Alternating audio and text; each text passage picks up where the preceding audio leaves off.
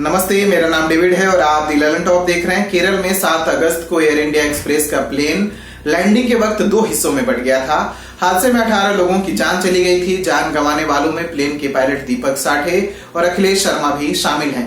58 साल के साठे मुंबई के रहने वाले थे, वहीं 32 साल के अखिलेश उत्तर प्रदेश के मथुरा के रहने वाले थे। हालांकि अखिलेश केरल के कोझिकोड में रहते थे। वे साल 2017 में पायलट बने थे। 2 साल पहले उनकी शादी हुई थी। उनकी पत्नी मीरा गर्भवती हैं। डॉक्टरों ने 10 दिन बाद डिलीवरी की तारीख दी है, लेकिन उन्हें यह जानकारी नहीं दी गई कि अखिलेश अब इस दुनिया में नहीं रहे। परिवार ने केवल घायल होने की जानकारी दी है। पत्नी की डिलीवरी के चलते अखिलेश ने 15 दिन की छुट्टी के लिए भी अप्लाई कर रखा था। अखिलेश ने दुबई से रवाना होने से पहले मीरा से बात की थी और अपना ध्यान रखने को कहा था। उन्होंने कहा था कि केरल पहुंचते ही वो फोन करेंगे, लेकिन वो फोन कॉल नहीं आया।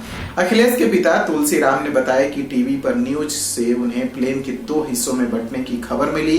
फिर उन्होंने अपने छोटे बेटे लोकेश से एयर इंडिया के अधिकारियों से फोन करने को कहा।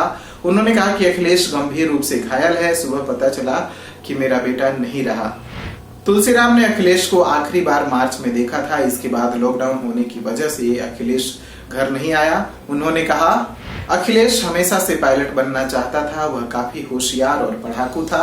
मैंने अखिलेश को आईएएस बनने को कहा था, लेकिन वह प्लेन उड़ाना चाहता था। छोटा बेटा लोकेश भी पायलट बनना चाहता है, लेकिन अब हमें डर लगता है। मैं दूसरे बेटे को खोना नहीं चाहता। वहीं दीपक साठे नागपुर के रहने वाले थे। वे 8 अगस्त को घर आने वाले थे। इस दिन उनकी मां लीला का जन्मदिन था, लेकिन परिवार को दीपक की मौत की खबर मिली। पिछले सप्ताह ही दीपक ने मां से बात की थी। कहा था कि कोरोना वायरस के चलते बाहर ना जाएं। दीपक के पिता वसंत साठे सेना से रिटायर हैं। दीपक भी भारतीय वायुसेना में थे। वे 21 साल तक वायुसेना में रहे। उनके पास 36 साल का फ्लाइंग अनुभव था। वे विंग कमांडर पद से रिटायर हुए थे। दीपक साल 2005 में एयर इंडिया में शामिल हुए थे। दीपक नेशनल डिफेंस एकेडमी में टॉपर रहे थे। फिर डिंडीगुल फ्लाइंग एकेडमी में उन्होंने स्क्वाड ऑफ ऑनर हासिल किया था। उनके साथियों ने बताया कि दीपक तेज दिमाग के थे। वे शांत रहते थे और लोगों की काफी मदद किया करते थे। साठे अपने पीछे पत्नी सुषमा और 2 बेटों शांतनु और धनंजय को छोड़ गए हैं। उनके दोनों बेटे आईआईटी बॉम्बे से ग्रेजुएट हैं। ये स्टोरी की थी हमारे साथी शक्ति ने। अगर इस वीडियो को आप YouTube पर देख रहे हैं तो हमारे चैनल को सब्सक्राइब करिए। Facebook पर देख रहे हैं तो हमारे पेज को लाइक करिए। और अब तक आपने हमारा ऐप डाउनलोड नहीं किया है तो डाउनलोड करिए। Thank you.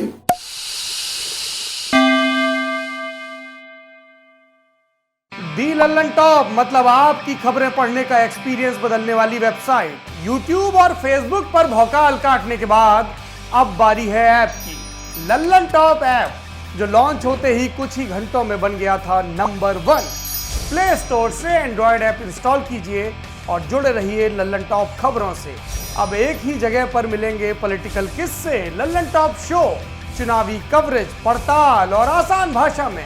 पाइए ललन टॉप की वीडियो सबसे पहले, फेसबुक और यूट्यूब से भी पहले।